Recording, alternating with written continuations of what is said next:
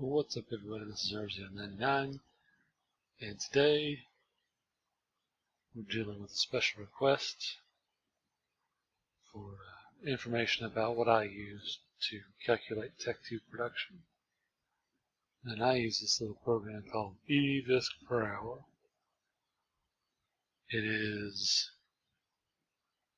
well, it seems kind of alien when you first get into it, but it can come to you with practice. Now, I've used actually used comparatively little of what this program is capable of, but it's very good at what I need it for. So we'll get started here straight away. This is where the bulk of your work is done. This is the blueprint area. We can add blueprints, determine the variables, look at the costs, and then get information to decide if it's profitable to make. This is the pricing tool. You can establish, download prices from EVEIS or from Crest. As far as market data,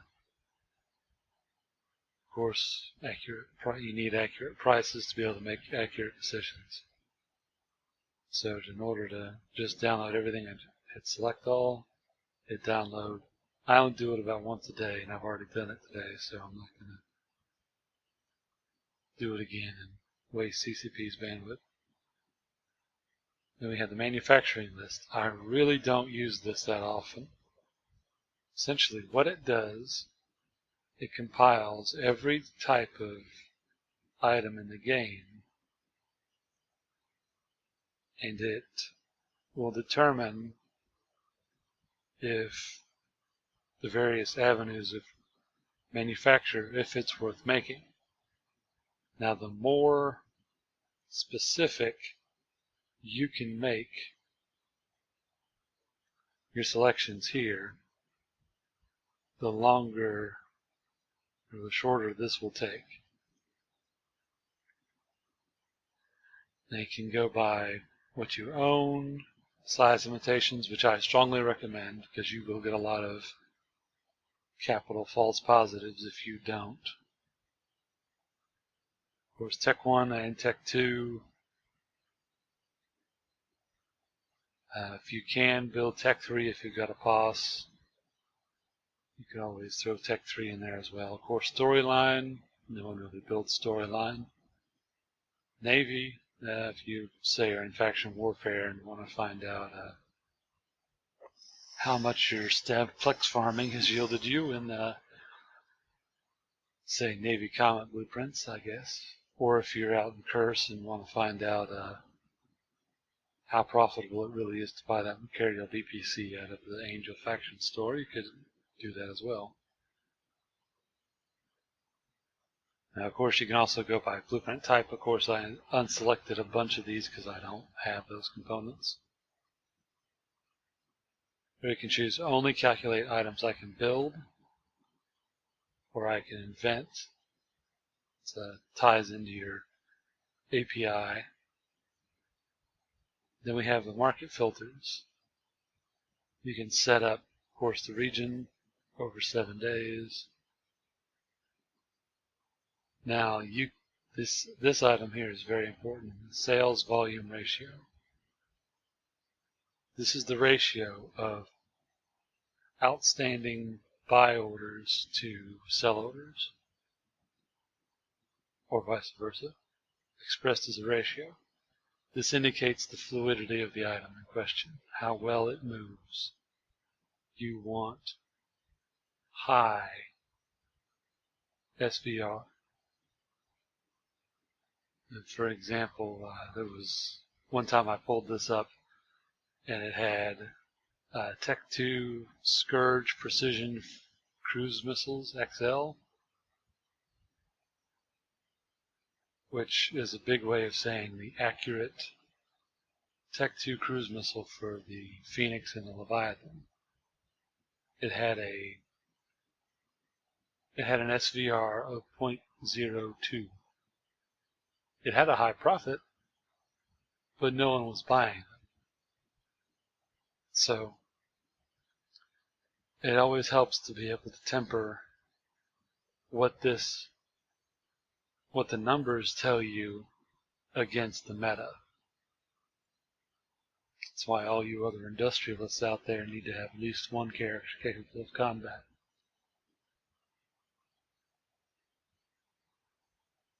You should always be, at some level, you should always be able to use what you make. Because when you understand what you're making and its place in EVE, you'll better be able to understand its value in the greater game. No one cares that you built something unless it has use.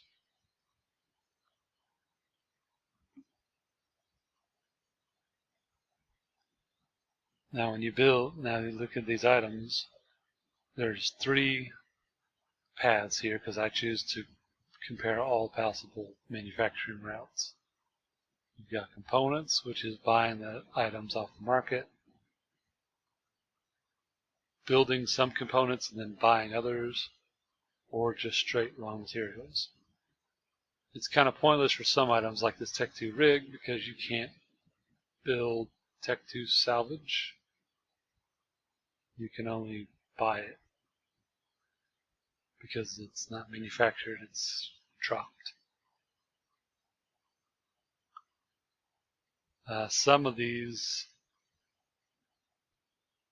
are, I believe this is a Concord blueprint.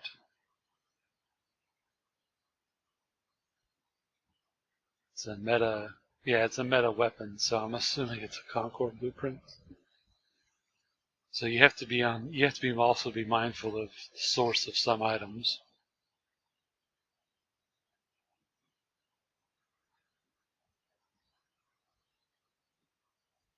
Heavy warp disruptor. That's a BPC drop, I guess.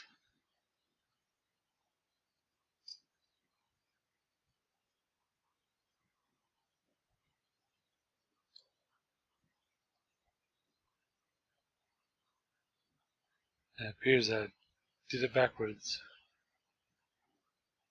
Almost all this stuff is... There we go, now we're getting somewhere. As you can see, the background changes considerably.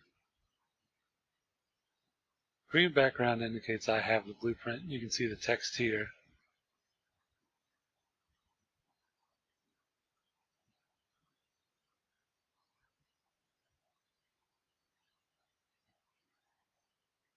It's an interesting little setup here. Like I said, I rarely ever use it just because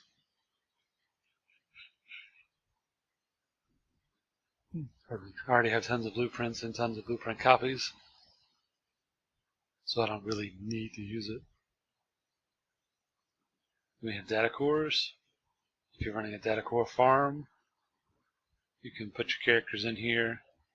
It'll give you your standings, your skills, and let you know where you stand on your reaction, on your data cores. You got the reaction farming,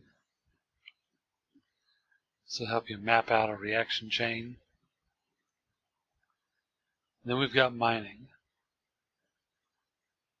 This thing has some flaws. As you can see, yes, I do in fact still have all my processing skills on this character. I said I would keep them.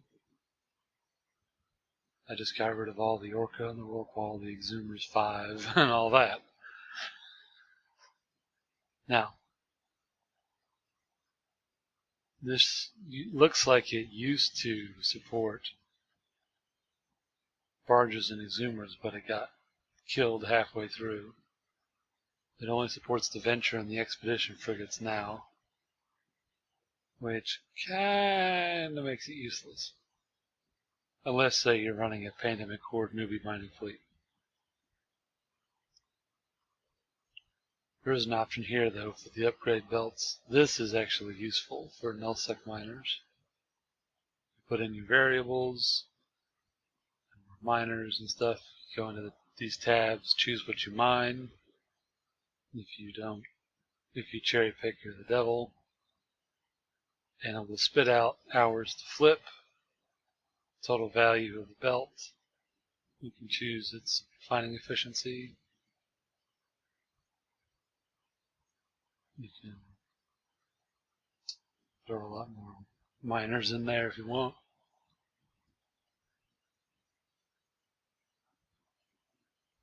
It's pretty interesting. Now,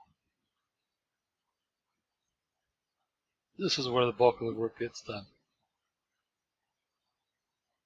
We can go in here and we can just type whatever we want to build.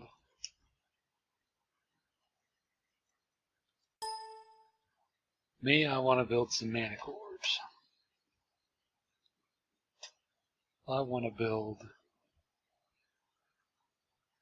20 manticores. So up here we put up 20 lines. We have 200 assembly lines.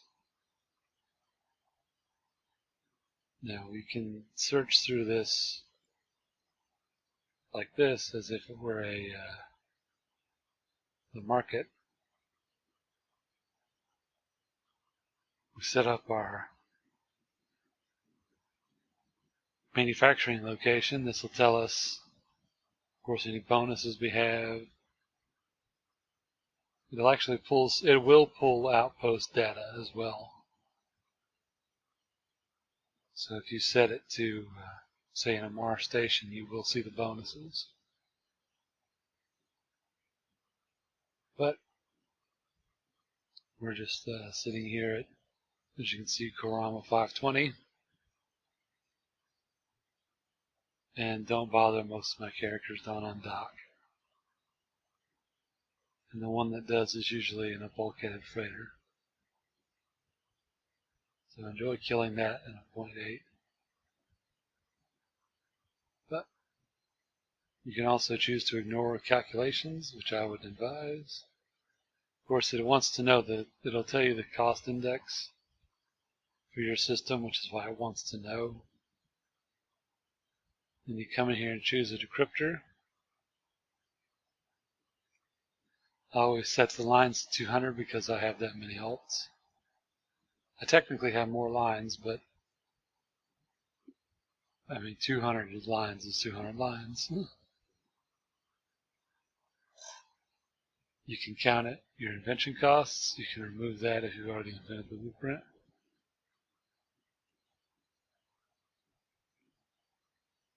You can see I choose the parity decryptor because it offers the most runs.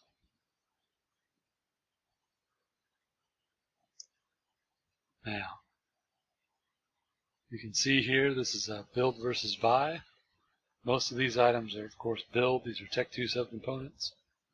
The two that are listed as buy are items you're meant to buy from the market. Construction blocks, if you do PI, you could probably make those.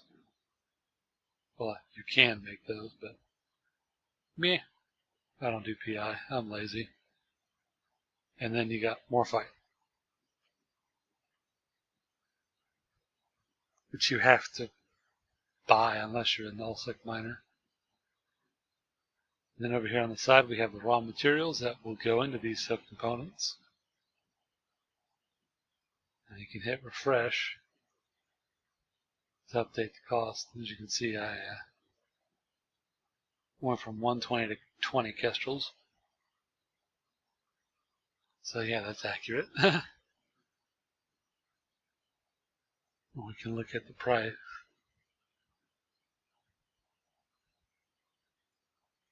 And other assorted issues here. The blueprint production time, this is the actual time it takes to go from pile of stuff to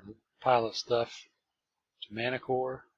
Total production time is the amount of time it takes to build, including the copy to invention to manicore.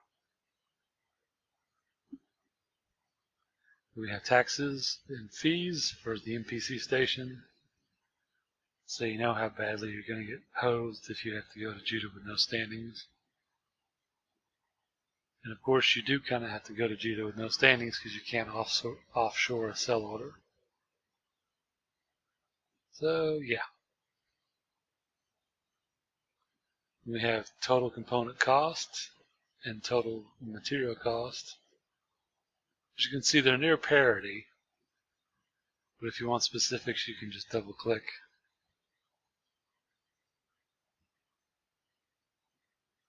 And compare them.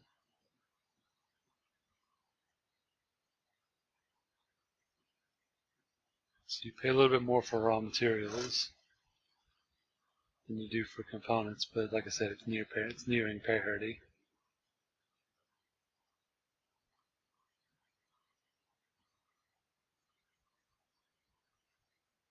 Now your total profit, as you can see, 117,483. Profit percent, 20%, not bad.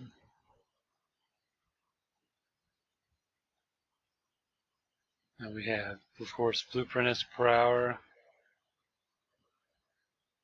Then we have that SVR again. SVR is good. We like SVR. You probably want to have an SVR that's high. You want an SVR that's high as you can get it. But if the SVR is below 15, I wouldn't bother. You're going to spend more time offloading the things than you would have spent doing something else. You can see total costs broken down by individual items, so you can actually get a pretty good cost assessment of what the damage is going to be. Here's where things get interesting. Once everything is to your liking, you can hit add to shopping list, and it brings down this little thing. That's the shopping list. Now you can stack concurrent jobs because big industrialists have a lot of capacity, but we don't want to put all of our eggs in one basket. It'll just take us that much longer to unload tons and tons and tons of the one thing. So let's do a few other things. In this example, let's do a couple hounds.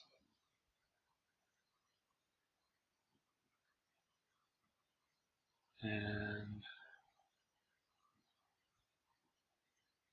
purifier.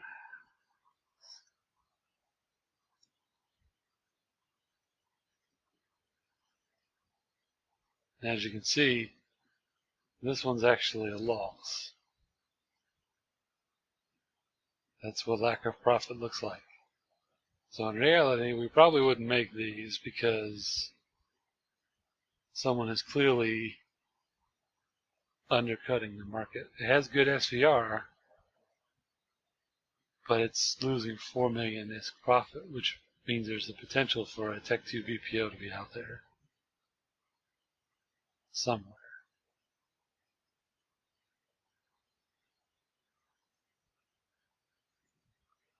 Or the prices on subcomponents are just not favorable at this time, so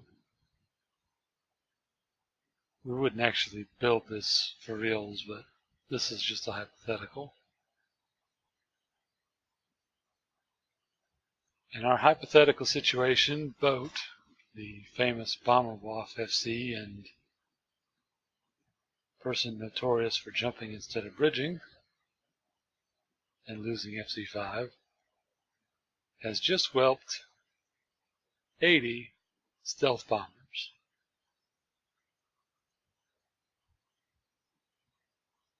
Don't ask me how, he just did. Now, we can cycle through our jobs. As you can see, one of them didn't take. In our shopping list, we can see here Manicore Hound Nemesis, Forgot to add the purifier to the list. So we have our 80 bombers that boat theoretically murdered. And we can see the master build. This is the master buy list. For all of these jobs, you need these items. Now, what this seems like a lot, and what it'll do a little later is something very interesting. A lot of this is moon composites. But if you're already an industrialist, you probably already have a stash of some of these materials laying around. Maybe you saw some that was on sale. Maybe someone gave you a good deal.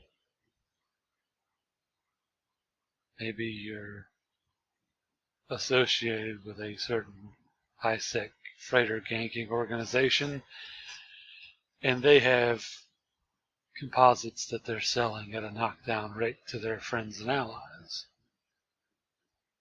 Hint, hint, nudge, nudge. If you already own the materials, sitting in your corporation hangar, for instance, you can just click this little safe, choose where it is, either a personal corporation, or if you want to just merge everything and make it totally unorganized and have both.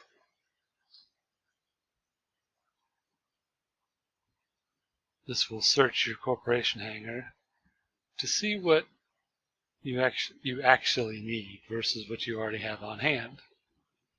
Okay, 1.43 billion total cost is what it says there. Down to 1.1 because it cross-referenced everything I already owned. And put it in. You'll notice most of the mineral demand is gone. I'll have to go get some Exelon, which is cool. None of the other stuff for the Tech 1 frigates. So no TRIT, anything like that. No RAMs, no data cores except for one. So yeah, I'd say that came out pretty well.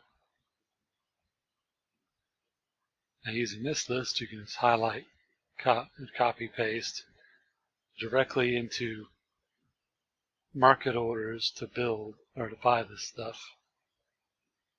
And then you can return the stuff to your base, build, and start building. Now, another way to speed up time is for the bigger items, give multiple blueprints for the components and then divide. It saves a lot of time, especially when you're doing big ship builds. If you're, say, building 40 rapiers, you tend to need a lot of armor plates. So you buy a lot of, say, Fernet carbide armor plates, research the blueprints, and divide it amongst your assembly lines to make it go that much faster. Here's the total estimated profit. And overall, it's a very powerful tool, the parts of it that I use at least. It's very much worth your while to get. You can find it, just Google EVEIS per hour. And you should see a reference to it on the forums as well. But that'll do it for this episode. I'm Original 99, and I'll see you next time.